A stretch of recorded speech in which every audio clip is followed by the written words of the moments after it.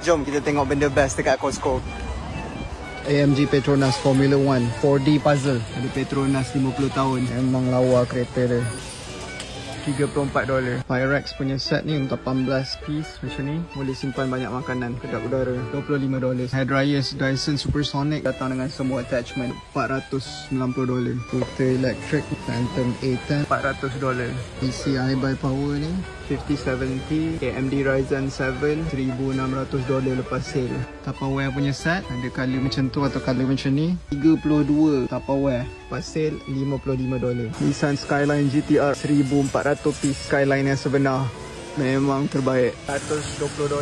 PS5 pula ada dua controller. Bundle dia $600. 2 tera punya PS5 $400. Bola tenis pen 60 biji $47. Lego Baby Yoda 1048 piece. Memang lawa Yoda Lego ni $70. TV 100 inci ni $1,700. All-in-one trimmer Philips 24 aksesori $60. Battery Duracell ada 40. Double A, triple A $18. F1 punya set Durago siap dengan crew pit lagi $40.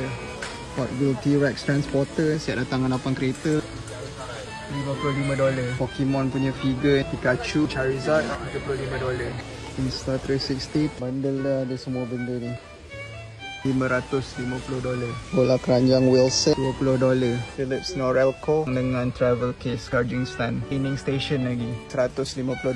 Hot Wheels ni full set Octopus kereta dia bertukar colour ni $50.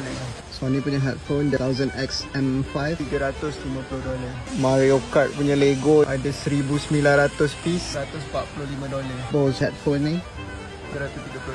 Tengok ni ice cream dekat Costco. Ni baru caramel brownie sundae 810 kalori. Bayangkan pizza dia. Ambil 18 inci penuh $10 sahaja. Yang kau tak muat dia orang pakai bekas ni yang besar ni.